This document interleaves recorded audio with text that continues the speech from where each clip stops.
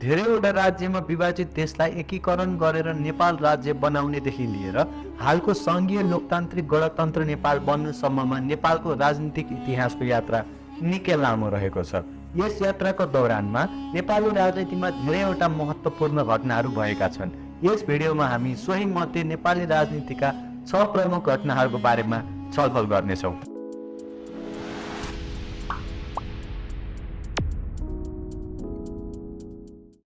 नेपालको इतिहासमा स्वाभाविक रूपमा सबैभन्दा महत्त्वपूर्ण घटना भनेको नेपाल देशको एकीकरण हुनु थियो। विभिन्न राज्यमा विभाजित देश नेपालमा सन् 1559 मा एउटा ऐतिहासिक राज्यको स्थापना भयो, जुन थियो गोर्खा राज्य। ठुलो इतिहास बोक्ने गोर्खा राज्य स्थापना भएको करिब 1.5 दशकपछि एक महान व्यक्तित्वको जन्म भयो, जसले 19 वर्षको उमेरदेखि नै नेपाललाई एकीकरण गर्ने उद्देश्य बोकेर युद्धमा होमिए। उनी थिए राजा पृथ्वीनारायण शाह। सोही क्रममा सन् 1769 मा मल्ल राज्यका काठमाडौँ, पाटन र भादगाउँमाथि विजय प्राप्ति गरी काठमाडौँलाई एकीकृत नेपालको राजधानी घोषणा गरे।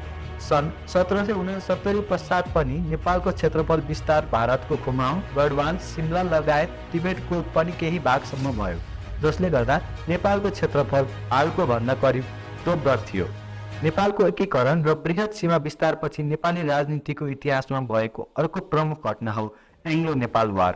एकीकरणपछि पूर्वमा टिस्टादेखि पश्चिममा काङ्गडासम्म फैलिएको नेपालको इतिहासमा एउटा कठिन समय रह्यो सन् 1814बाट सुरु भएको एङ्ग्लो नेपाल युद्ध, जसमा ब्रिटिसहरूको इस्ट इन्डिया कम्पनीसँग नेपालका बलभद्र कुँवर, अमरसिंह थापा, भक्ति थापा जस्ता बहादुर योद्धाहरूले गोर्खाली सैनिकको नाम विश्वभर प्रख्यात हुने गरी युद्ध लडे।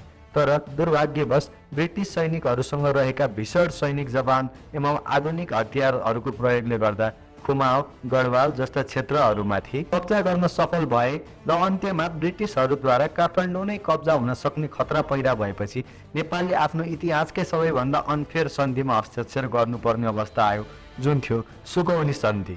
यो एङ्ग्लो नेपाल युद्धमा नेपालले बेहोरेको हार र त्यसका कारण गर्नु परेको सुगौली सन्धिले नेपालको इतिहासमा सधैँ रहिरहने एउटा घटना हो, किनभने त्यसका कारण नेपालले युद्धमा गुमाएको क्षेत्र बाहेकका जमिन पनि इस्ट इन्डिया कम्पनीलाई सुम्पिनु परेको थियो, जसका कारण 2,67,000 वर्ग किलोमिटरमा फैलिएको नेपालको क्षेत्रफल खुम्चिएर 1,47,181 वर्ग किलोमिटरमा सीमित रहन पुग्यो, जुन हालसम्म पनि नेपालको क्षेत्रफल रहेको छ। र त्यस सन्धिमा रहेका कमी कमजोरीका कारण अहिले पनि नेपाल र भारत बीच केही ठाउँहरूमा सीमाको विषयमा विवाद कायम नै छन्। त्यसै गरी नेपालको राजनीतिक इतिहासमा अर्को महत्त्वपूर्ण घटना रहेको छ सन् 1846बाट सुरु भएको राणा शासन।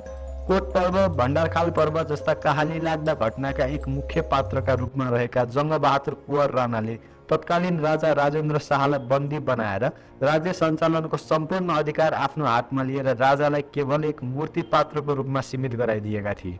सन् 1846बाट सुरु भएको 104 वर्ष लामो राणा शासन नेपालको राजनीतिमा निकै ठुलो स्थान राख्दछ। राणा शासनको समयलाई नेपालको राजनीतिमा कालो युगको रूपमा हेरिन्छ, किनभने त्यस दौरानमा राणा परिवार बाहेक सामान्य जनतामा स्वतन्त्रता, शिक्षा, चेतनाको कमी थियो।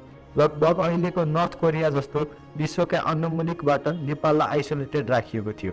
राणा स्वयंलाई चाहिँ नेपालमा उठेका करको पैसाको दुरुपयोग गरेर आफूलाई महँगा महल बनाउने तथा गाडी किन्ने जस्ता काम गरे भने शिक्षाको कमी, उद्योग धन्दा, कल कारखानाको स्थापनाको अभावमा नेपालको आर्थिक र भौतिक विकास निकै पछि छुटेको थियो। यतिसम्म कि मोटर हिँड्ने बाटो समेत काठमाडौँमा मात्र भएकाले राणाले चढ्ने महँगा गाडी पनि काठमाडौँसम्म बोकेर ल्याएर एसेम्बल गर्ने गरिन्थ्यो। छिमेकी मुलुक भारतमा ब्रिटिसको शासन चलिरहेको बेला अनि राम्रो रणनीति अपनाएर समन्वय गर्न सकेको भए नेपालले सुगौली सन्धिमा गुमाएको जमिन पाउनुको साथसाथै नेपालको विकास पनि तीव्र रूपमा गराउन सकिन्थ्यो भन्ने मानिन्छ। तर राणा प्रधानमन्त्रीहरूले त्यसबेला ब्रिटिसहरूलाई अन्य विश्वसँग लड्न आफ्ना वीर गोर्खाली सैनिकहरूको साथ प्रदान गर्ने जस्ता काम गरेर राम्रो सम्बन्ध राखेको, तर त्यो केवल नेपालमा आफ्नो निरङ्कुश शासन कायम राख्न मात्र मद्दत हुने स्वार्थमा सीमित थियो। नेपाली राजनीतिमा भएको अर्को प्रमुख घटना रहेको छ राणा शासनको अन्त्य भई राजतन्त्रको पुनर्स्थापना। गङ्गालाल श्रेष्ठ, धर्मभक्त माथेमा दशरथ चन्द, शुक्रराज शास्त्री जस्ता महान शहीदहरूको अथक प्रयास र अन्ततः सन् 1950 मा भारतको सहायतामा नयाँ दिल्लीमा भएको राजा त्रिभुवन नेपाली काङ्ग्रेस र राणाहरू बीच त्रिपक्षीय सम्झौता अन्तर्गत 104 वर्ष क्रूर राणा शासनको अन्त्य भयो र तत्कालीन राजा त्रिभुवनले फेरि आफू राजगद्दीमा बसेर सम्पूर्ण अधिकार सहितको राजतन्त्र स्थापना गरे। सन् 1950 को यो दिल्ली सम्झौता नेपाली राजनीतिमा निकै महत्त्वपूर्ण मानिन्छ, किनभने यस पश्चात नेपाली राजनीतिमा राजनीतिक दलहरूको आधिकारिक प्रवेश भयो र त्यस सम्झौता अन्तर्गत 2 वर्षभित्र नेपालमा एउटा निर्वाचित संविधान सभा गठित गरेर नेपालको पहिलो संविधान जारी गर्नुपर्ने थियो। लामो समयदेखि निरङ्कुश शासनको सामना गरिरहनु परेको नेपाली जनतालाई यो निकै उत्साहजनक थियो, किनभने राजतन्त्रको पुनर्स्थापनाका साथसाथै आफूले निर्वाचित गरेर पठाउने प्रतिनिधि पनि सरकार सञ्चालन र संविधान निर्माणमा सामेल हुनेवाला थिए।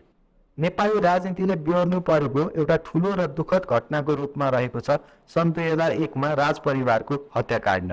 राणा शासनको अन्त्य भएको केही समयमै राजा त्रिभुवनको मृत्यु पश्चात उनका जेठा छोरा राजा महेन्द्र भए र उनले सन् 1959 मा नेपालको संविधान घोषणा गरेर नेपालमा चुनाव गराएर संसदको पनि व्यवस्था गराए। महेन्द्रलाई उनका पिता त्रिभुवनले दलीय प्रणालीलाई साथ दिएको कुरा सुरुदेखि नै खासै मन नपरेकाले केही समयमै तत्कालीन संसदीय प्रणालीलाई खारेज गरिदिएर सम्पूर्ण अधिकार आफैसँग लिए। तर राजा महेन्द्रले आफ्नो 28 वर्षको राज शासनमा नेपालको राजनैतिक, आर्थिक, औद्योगिक विकासका पाटोहरूलाई नयाँ उचाइमा पुर्याए। राणा शासनको दौरानमा देशको अस्तित्व गुम्न लागिसकेका बेला नेपाललाई लगभग 50 वटा देशसँग सुमधुर कूटनैतिक सम्बन्ध बनाउने, नेपाल राष्ट्र ब्याङ्क स्थापना गरेर नेपाली मुद्रालाई लागू गर्ने, नेपालको झण्डा बनाउने, राष्ट्रिय योजना आयोगको स्थापना गरी विकासका कामलाई तीव्र रूपमा अघि बढाउनु जस्ता धेरै कार्य राजा महेन्द्रका पालामा भए। त्रिभुवन विश्वविद्यालय, प्रसूति गृह अस्पताल, कान्ति बाल अस्पताल, पूर्व पश्चिम राजमार्ग, बालाजु औद्योगिक क्षेत्र, जनकपुर चुरोट कारखाना, बाँसबारी छाला उद्योग लगायत शिक्षा, स्वास्थ्य, पर्यटन, औद्योगिक जस्ता प्राय सबै क्षेत्रहरूमा युगान्तकारी विकासका कार्यहरू भएका थिए। राजा महेन्द्रको राज शासनको समयलाई नेपालको विकासमा स्वर्णयुगको रूपमा पनि हेरिन्छ। यसरी विकास निर्माणका कार्यहरू निकै अघि बढ्दै गइरहेको थियो र राजा त्रिभुवनको देहान्तपछि उनका जेठा छोरा राजा वीरेन्द्रले राजगद्दी सम्हाले। आफ्ना पिताको पालामा जस्तो राजा शासनलाई पूर्ण रूपमा शक्तिशाली बनाइराख्न नसक्नु र विकासका कार्य पनि त्यो तीव्रताले अघि बढाउन नसक्नु, जनयुद्धलाई रोक्न नसक्नु जस्ता आरोप राजा वीरेन्द्रमाथि लागेको भए तापनि उनी निकै उदार मनका भएका कारण निकै जनप्रिय राजा बन्न सफल थिए। तर आयो सन् 2001 जुन 1 मा नेपाली इतिहासको कालो दिन, जब राजा वीरेन्द्रको सम्पूर्ण वंशज नाश हुने गरी भयो दरबार हत्याकाण्ड। राजपरिवारका आफूसहित 9 जना सदस्यहरूको गोली हानी विभत्स हत्या गरिएको आरोप तत्कालीन युवराज दिपेन्द्रमाथि लागेको थियो। तर उनले त्यस्तो किन गरे भन्ने लगायतका प्रश्नहरूको जवाब हालसम्म पनि अनुत्तरित नै छन्। हुन त राजा वीरेन्द्र र उनको परिवारको हत्याकाण्डपछि पनि झन्डै 7 वर्षसम्म नेपालमा राजतन्त्र कायम रह्यो।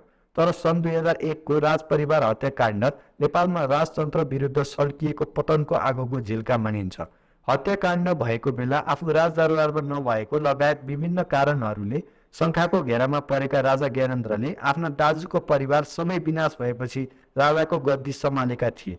तर नेपाली जनताको मन मस्तिष्कमा कहिले एक प्रिय राजा बन्न सफल भएनन् र अन्ततः सन् 2008 मा सङ्घीय लोकतान्त्रिक गणतन्त्र नेपालको घोषणासँगै नेपालमा पृथ्वीनारायण शाहबाट सुरु भएको 240 वर्ष लामो इतिहास बोकेको राज संस्थाको अन्त्य हुन पुग्यो।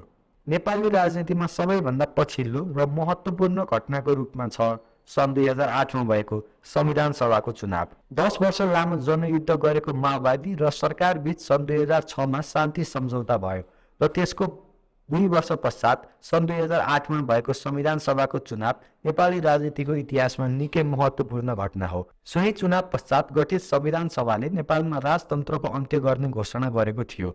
2 वर्षको म्याद तोकेर संविधान बनाउन गठित सभाले आम नेपाली जनतामाझ निकै ठूलो आशा जगाएको थियो। राजतन्त्रको अन्त्य, देशमा चलिरहेको जनयुद्धको अन्त्य जस्ता घटनाले अब संसद एवं सरकार सबै जनताका प्रतिनिधिहरू बन्ने, जनताको राज सुरु हुने भएकाले देश विकास र आम जनताको जीवनस्तरमा उल्लेखनीय परिवर्तन हुने आशा राजनीतिक पार्टीहरूले पनि बारम्बार भन्ने गरेकाले देशभर निकै उत्साहको माहौल तयार भएको थियो। सन् 2008 को संविधान सभा चुनाव पश्चात पनि नेपालमा केही महत्त्वपूर्ण घटनाहरू भए, जस्तै 7 वर्ष र दोस्रो पटक गठित संविधान सभाद्वारा सन् 2015 मा नेपालमा हाल कायम संविधान लागू भएको थियो। तर नेपालको राजनीतिको विडम्बना के छ भने 200 वर्ष लामो राजतन्त्रको व्यवस्थालाई हटाएर देशमा गणतन्त्रको घोषणा गरेर त्यसको मुहार फेरिने सपना देखेका नेपाली जनताले गणतन्त्र आए पश्चात केही फेरिएको देखे भने त्यो हो केवल सन् 2008 देखि हालसम्म 14 वर्षको अन्तरालमा 12 पटक सरकारको परिवर्तन। आर्थिक विकास तीव्र हुने र नेपाललाई स्विजरल्यान्ड बनाउने सम्मका आश्वासन दिएका नेताहरूले नेपालमा सुशासन ल्याउनु त परको कुरा, राजतन्त्रको बेलामा बनेका प्राय सबै नेपाली उद्योगहरू नचल्ने अवस्थामा पुगेका छन्। स्वास्थ्य, शिक्षा जस्ता जनताका सामान्य आवश्यकताका निकायहरू पनि भ्रष्टाचारमा लिप्त र कमसल गुणस्तरका सेवा सुविधा दिने अवस्थामा छन्। देशका अधिकांश युवाहरू विदेशिएका छन्, कोही शिक्षा त कोही रोजगारीको बहानामा भने नेपालको राजनीति एउटा प्रयोगको थलो बन्न पुगेको छ। नेपालको यस्तो गौरवमय इतिहास जसमा हाम्रा पुर्खाले नेपाललाई एकीकरण गर्नदेखि नेपालको सार्वभौमता जोगाउन लडेका लडाईँ, देशको सत्ता सञ्चालन गलत हातबाट छुटाउन हाम्रा शहीदहरूको बलिदान हेर्दा त यो सबै त्याग सङ्घर्षले बनेको देश नेपालको हालको अवस्था निकै विडम्बनापूर्ण छ। अब आशा गरौँ मेरा साना दुःखले आर्जिएका मुलुक होइन भन्ने पृथ्वीनारायण शाहको भनाइ र मान्यताको छिट्टै कदर हुनेछ र नेपालले अलि दिगो सरकार र विकासको बाटो छिट्टै पाउनेछ। धन्यवाद। जय नेपाल।